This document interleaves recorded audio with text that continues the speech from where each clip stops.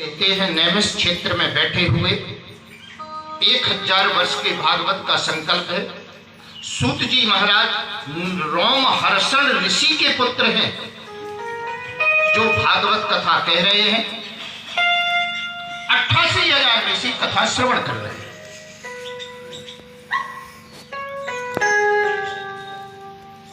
जंगल है, कोई नगर नहीं है, सिर्फ बट का वृक्ष लगा हुआ है।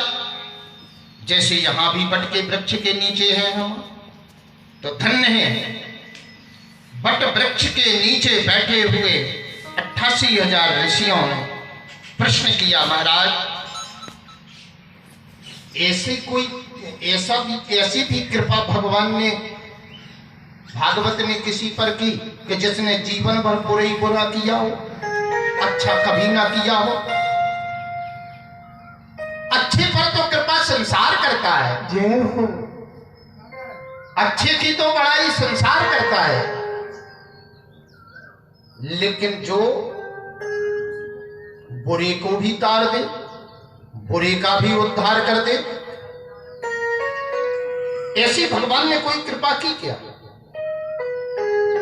जैसे ये प्रश्न किया, सूत जी महाराज कहते हैं, हे ऋषियों, अत्र ते कीर्तयिष्यामि इतिहासं पुरातनम् यस्या श्रवणमात्रेण पापहानि प्रजायते। हे ऋषियों, अत्र ते कीर्तयिष्यामि इतिहासं पुरातनम्, मैं तुम्हें एक पुरातत्व इतिहास बता रहा हूं। पुरातत्व, बहुत पुरानी बात बता रहा हूं। क्या है? बोले यस्या श्रवण मात्रेण, यस्या श्रवण, वह सिर्फ अपने कानों से भागवत की कथा सुन करके पाप हानि प्रजायते, वह पापों को नष्ट करके उस सदगति को प्राप्त कर गया। बोले वो कौन है?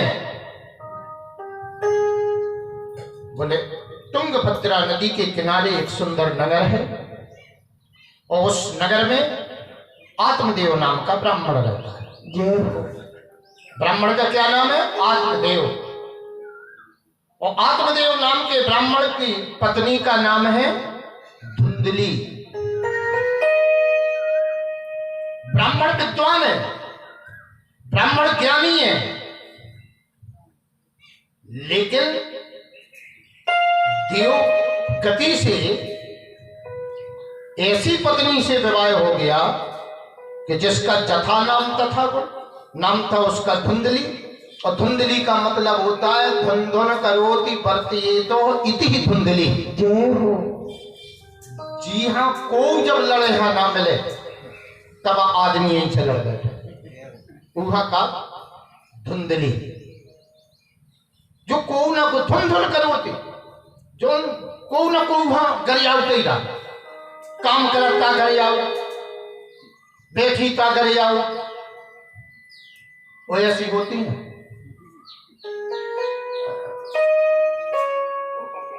गाली दे रही,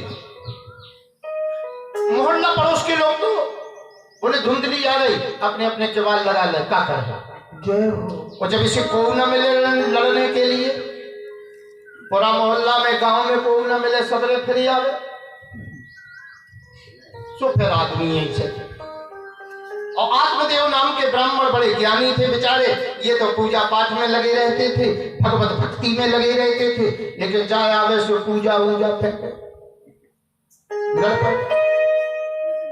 और जिस घर में कलह होता है, समझना कथा को, जिस घर में कलह होता है, जिस घर में प्रेम नहीं होता है, उस घर में कोई ना कोई संकट जरूर आता है। कलह संकट की जड़ है। और जिस घर में प्रेम होता है, जिस घर में परस्पर एक दूसरे के प्रति सुंदर भाव होते हैं, जिस घर में भगवत भक्ति भरी होती है, उस घर में सदैव शांति बनी होती है। और जिस घर में सदैव शांति होती है, उस घर में सदैव लक्ष्मी निवास करती है, सदैव लक्ष्मी। आत्मदेव नाम के ब्राह्मण के घर में और तो कोई कमी नहीं थी, सब कुछ था, लेकिन पत्नी के कोई संतान नहीं था। 20 वर्ष व्यतीत हो गए, शादी को हुए, आज तक कोई संतान नहीं। और जिसके धन हो, संपत्ति हो, सब कुछ हो, और शायद संतान न हो, तो एक कष्ट वो है। आत्मदेव नाम के ब्राह्मण सोचते हैं, क्या करूं, मैं और मेरी पत्नी दोनों बांझ हैं, कोई संतान नहीं है, तो संतान की प्राप्ति कैसे हो? उपाय सोचते। ऋषि मुनियों से मिलन हुआ। ऋषि मुनि कहते हैं, हम तुम्हारे घर की धान नहीं लेंगे, क्योंकि बांझ का धन भी अपवित्र बताया। बांझ के हाथ का चढ़ाया हुआ जल भी देवता ग्रहण नहीं करते। तो आत्मदेव नाम के ब्राह्मण को गलानी है, क्या मेरा उद्धार नहीं होगा जब मेरे हाथ का जल देवता ग्रहण नहीं करते? तो ऋषियों से मिलन हुआ। ऋषियों ने कहा, अगर बांझपन दूर करना है और उस पत्नी के कोई संतान नहीं हो रही है, अनेक प्रकार हैं, किसी कारण से शायद अगर संतान नहीं हो रही है, तो बांझपन को दूर करना है, तो हमारा वेद पुराण बताता है, भागवत बताती है कि उसे मठ मंदिर बनवाना चाहिए। मंदिर में मूर्ति की प्रतिष्ठा करना चाहिए, और जैसे संध्या आरती होने लग जाए, मंदिर में घंटा घड़ियाल बजने लग जाए, समझ लेना चाहिए मेरा बांझपन दूर हो गया। ये बांझपन मिटाने का। बोले महाराज, शायद इतना धन नहीं है, इतना पैसा भगवान ने नहीं दिया कि हम मंदिर बनवा सके, कुआं सरोवर तालाब खुदवा सके, और कोई उपाय है? बोले हाँ, अनन्या वृक्ष रोपण, उसे अपने हाथ से 5 वृक्ष लगाना चाहिए, पेड़, और वह पेड़ लगाना चाहिए जो फल देने वाले। नूतन प्रबाल बकलोसम सर्प धरियो, यानी फल देने वाले वृक्ष, जिन वृक्षों के फलों को सब लोग खाते हैं, ऐसे 5 वृक्ष लगाए, और उसके वृक्ष अगर फल देने लग जाए, बड़े बड़े हो जाए, तो समझ लेना चाहिए मेरा बांझपन दूर हो। अगर वृक्ष भी नहीं लगा सकता है, तो एक और उपाय है, तीसरा, अजा धेनु महस्य। धेनु माने गाय। अजा गाय को अपने घर में पालो। ये गाय कौन है? सोच रहे होंगे, अजा गाय कौन है? यानी बछिया। ये अपनी भाषा में कहा बछिया, छोटी सी, और छोटी सी बछिया को घर में सेवा करके पाल पोस के बड़ी हो जाए, और बछिया बयान पजान लगे, वो गाय बन करके प्रसव करने लग जाए, तो समझ लेना चाहिए मेरा बांझपन दूर हो। जब उपाय बताया आत्मदेव नाम के ब्राह्मण को, तो ब्राह्मण ने मठ मंदिर तो नहीं बनवाया, लेकिन अपने हाथ से 5 वृक्ष लगाए, उनमें जल डाल के सेवा करके, वृक्षों की रक्षा करके, और धीरे धीरे वो वृक्ष बड़े हो गए, और इतने बड़े हो गए, बड़े बड़े दिग्गज पेड़ हो गए, लेकिन फल एक भी वृक्ष में नहीं लग रहा है। तो जब फल नहीं लग रहा है, तो आत्मदेव ब्राह्मण को गलाने में, मेरे हाथ के लगाए वृक्ष क्यों नहीं फल रहे हैं? पत्नी के भी संतान नहीं, वृक्ष भी नहीं फल रहे हैं। तो फिर इन्होंने एक गाय, छोटी सी बछिया पाली, गाय को पाला, उसकी सेवा करी, सेवा करते करते बछिया भी गाय बन गई, और गाय से बुढ़ापा आने लगा, लेकिन गाय भी बांझ निकल गई। गाय ने भी किसी बछड़ा या बछड़ी को प्रसव नहीं किया, नहीं जन्म दिया। पत्नी के भी संतान नहीं, वृक्ष लगाए वो भी फल नहीं दे रहे हैं, गाय भी पाली वो भी गाय भी बांझ निकल गई। ऐसा सोच करके आत्मदेव नाम के ब्राह्मण के अंदर गलानी हो गई, और गलानी जब वो जीव के अंदर हो जाती है तो वो आत्महत्या जैसा काम भी सोच लेता है। गलानी की बात, तो आत्मदेव नाम के ब्राह्मण, पत्नी तो घर में लड़ती ही थी, घर में तो कलह था ही, इधर वृक्ष भी बांझ निकल गए, गाय भी बांझ निकल गई। बेचारा ब्राह्मण सोच करके आत्महत्या करने के लिए वन में चला गया, जंगल चला गया। एक वटवृक्ष के नीचे जंगल में बैठ करके और रोने लगा, ये अहो विधाता कमलम क्वचित दया, हे विधाता मैंने ऐसा पूर्व जन्म में क्या बिगाड़ा कि मेरी पत्नी भी बांझ, मेरे हाथ के लगाए वृक्ष भी बांझ, मेरे हाथ की सेवा की हुई गाय भी बांझ, मैंने कौन सा ऐसा पाप किया? मेरे हाथ का चढ़ाया हुआ जल देवता स्वीकार नहीं करते हैं, मेरे घर की भिक्षा भी साधु संत ग्रहण नहीं करते हैं, ब्राह्मण भोजन करने नहीं आते हैं, इससे अच्छा मैं मरना चाहता हूं। ऐसा सोच करके ब्राह्मण हिलकी भर करके परमात्मा का ध्यान करते हुए, और जब वृक्ष से कूदने के लिए तैयार हुआ, आवाज आई। आवाज आई तो आवाज किस तरह की है? बोली कथम रोदसी विप्रो,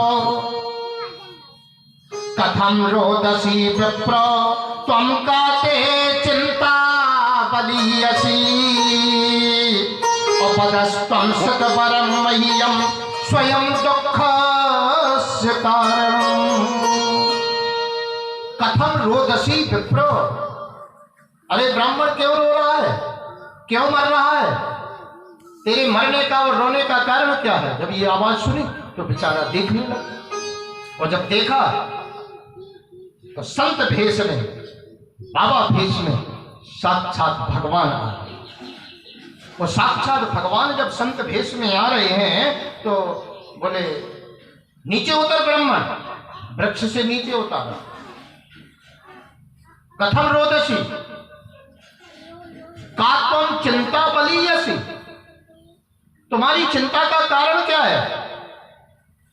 ब्राह्मण कहने लगा, हे संत महाराज, मेरी चिंता का एक ही कारण है, मैं इतना बड़ा अभागा हूं इस संसार में, इस भूमि पर, कि मेरी पत्नी भी बांझ। मैंने शास्त्र के अनुसार वृक्षों को लगाया, मेरे हाथ के लगाए हुए वृक्ष भी बांझ निकल गए, मेरे हाथ की सेवा की हुई गाय भी बांझ निकल गई। इससे मैं अब जीना नहीं चाहता था, आपने मुझे नीचे उतार लिया। पतस्तम मतबरम मह्यम, बस इतनी बात। एक संतान के पीछे मर रहे हो, और जानते हो पूर्व जन्म के पाप के कारण इस जन्म में संतान से विहीन हो रहे हो, तो इस जन्म में आत्महत्या कर रहे हो, अगले जन्म में भोगो, क्योंकि आत्महत्या करना सबसे बड़ा पाप। फांसी के फंदे से लटक के मरना, जहर इत्यादि पान करके मरना, ऐसे जीव की अधोगति होती है, अधोगति होती है। तुम आत्महत्या कर रहे संतान के पीछे, लोग संतान में देता हूं। झोली में हाथ डाला बाबा जी ने, और संत ने झोली में हाथ डाल के और एक फल निकाल कर दिया, नैनम फल, इस फल को लीजिए और जाकर अपनी पत्नी धुंधली को खिला देना।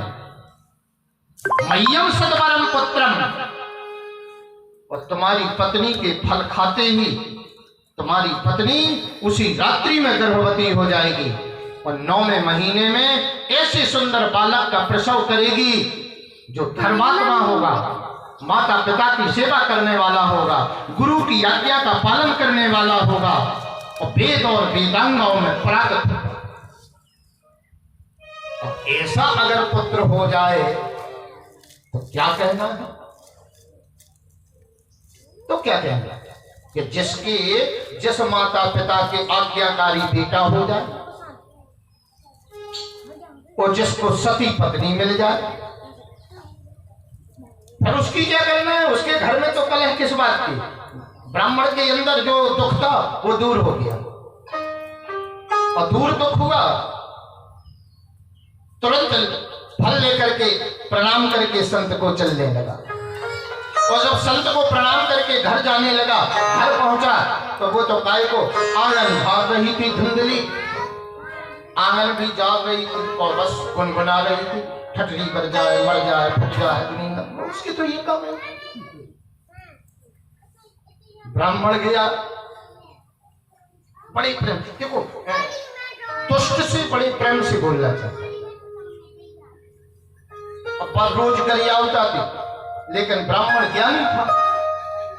देवी जी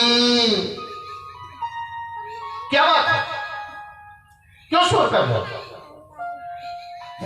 संत ने एक फल दिया है, इस फल को खा लो, मेरा और तुम्हारा बांझपन दूर हो जाएगा। धर तो किसी अलमारी में, अभी मेरे पास कहां टाइम है। अब बेचारे सोची, और अगर दोबारा कब तो निपटना पड़े, दुष्ट तो थी, इसलिए खा लेना इसको, हाँ रख दो, जब समय मिलेगा मैं खा लूंगी। ऐसी उल्टी होती है, फल रख दिया अलमारी में, खा लेना, अरे कहा ना खा लूंगी, चुप रहो। बेचारे दरवाजे में बैठ गए। शाम के समय धुंधली अपनी सखियों के साथ निकली, घूमने गई, तो अपनी सहेलियों से पूछने लगी, अरे बहना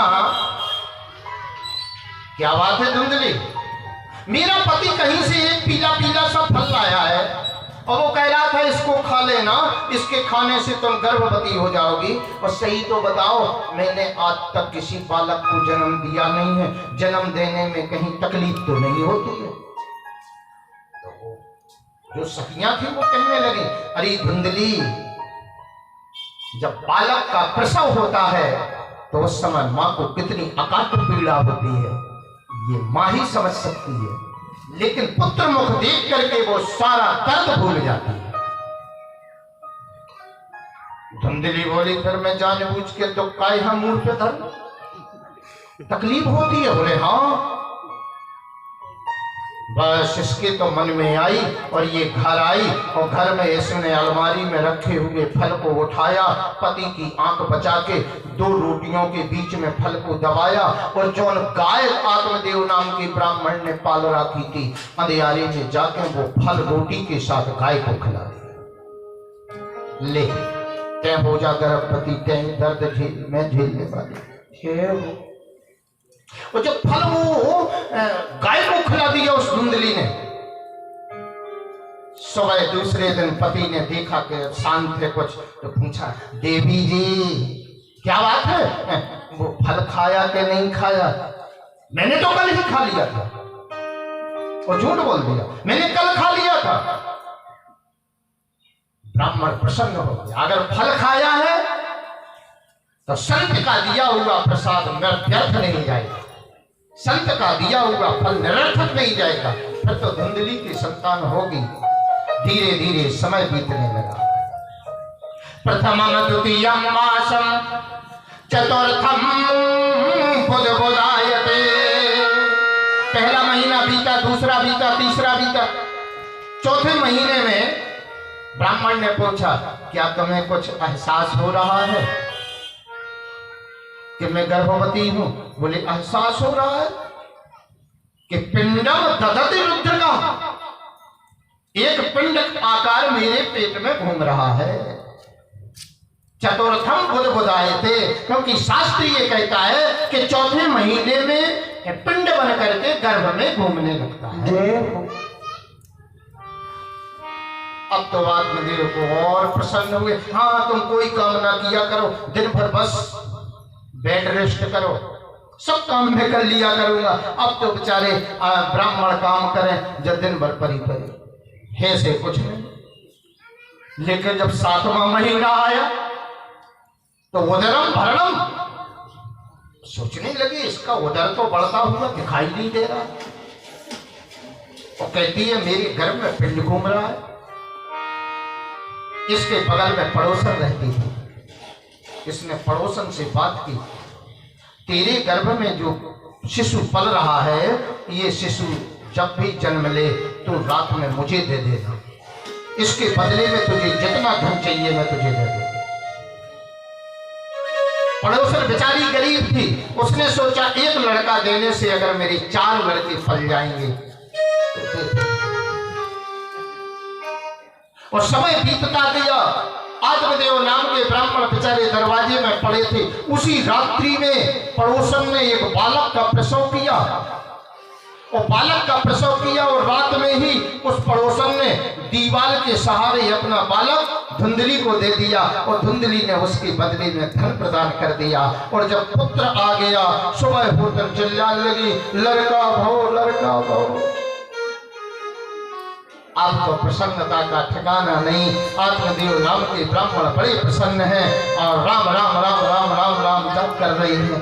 थोड़ी देर में ध्यान आई, गाय बंधी, गाय को जाके छोड़ा। और जब गाय को छोड़ने के लिए गौशाला में गए तो गाय का भी एक बालक दूध पी रहा है। उस गाय ने जो फल खाया था उस गाय के भी बेटा हुआ है और उसका माँ गाय जैसी माँ से जन्म लेने के कारण उसके कान गाय जैसे हैं और पूरा शरीर मनुष्य का है। ऐसा पुत्र गाय के थन में दूध पीते हुए जब आत्मदेव नाम के ब्राह्मण ने देखा, बोले एकम पुत्र मनरुद्धसी, हे विधाता, मैं एक एक पुत्र के लिए रोता था और जब तू देता है तो तूने यहाँ तक कि मेरी गाय के भी बेटा दे दिया। मैं 2 पुत्रों का पिता बन गया, 2 पुत्रों का।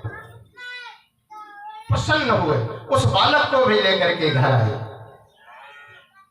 शुक्ल पक्षे यथा शशि ही, जैसे शुक्ल पक्ष का चंद्रमा बढ़ता है ऐसे धीरे धीरे वो दोनों बालक बड़े होने लगे।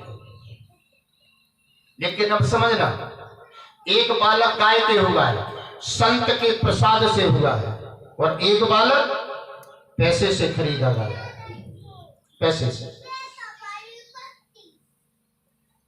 इसीलिए कहा नारी विलक्षण होती है। नारी अगर उल्टी मिल जाए तो समझ लो घर में कलह पैदा हो जाए, घर को बर्बाद कर जाए। और नारी अगर सीधी मिल जाए, सुलक्षणा मिल जाए तो घर को सम्मान दिलाने लग जाए, घर का मान सम्मान सब बढ़ाने लगे। नारी चाहे तो पति को योगी बना दे, जय हो।